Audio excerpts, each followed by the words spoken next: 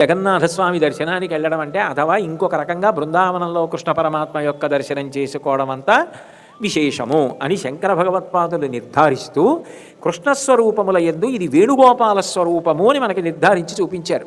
అదే శంకరాచార్యుల వారు 3వ శ్లోకం దగ్గరికి వచ్చేటప్పటికీ మహాంబోధేస్తీరే కనకరుచిరే నీలశిఖరే సదా ప్రాసాదాంత సహజ బలభద్రేణ బలిన సుభద్రా మధ్యస్థ సకల సుర సేవావసరదో జగన్నాథస్వామి నయనపథగామి భవతు మే అన్నారు. ఆ పురుషోత్తమ పురియందు జగన్నాథ దర్శనం ఎలా ఉంటుందో ఇక్కడ వర్ణించారు.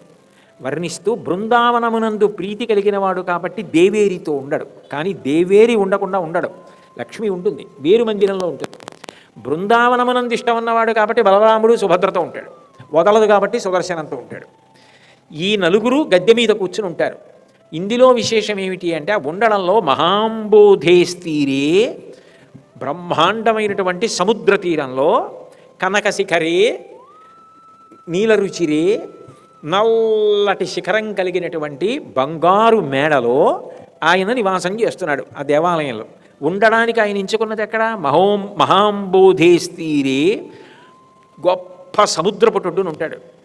అంత సముద్రపు ఒడ్డున ఉండడానికి కారణం ఏమిటి అంటే, సుబ్రహ్మణ్య భుజంగం చేస్తూ శంకరాచార్యుల వారు సుబ్రహ్మణ్యుడి గురించి ఓ మాట చెప్తారు.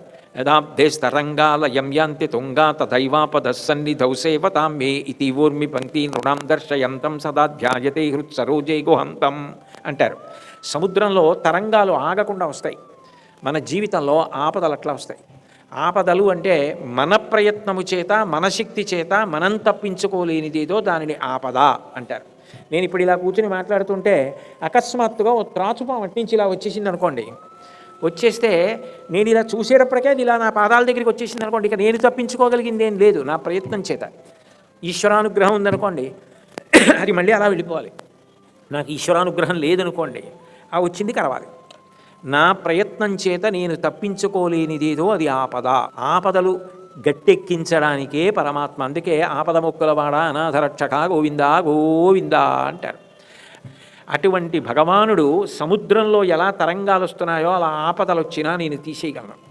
సముద్రం విపరీతమైన లోతు, మహాంబోధేస్తీరే భయంకరమైనటువంటి సముద్రం. దాని లోతు ఎవరు చెప్పలేరు. అయినా అది దాటిపోవడానికి ఓడ ఉంటే చాలు. ఓడెక్కి కూర్చున్నవాడు సంతోషంగా సముద్రం వంక చూస్తూ దాటిపోతాడు. నన్ను నమ్ముకున్నవాడు, నా పాదములు నమ్ముకున్నవాడు సంసార సముద్రాన్ని అలా దాటేస్తాడని చెప్పడానికి సముద్రపురుడు ఉన్నాడు.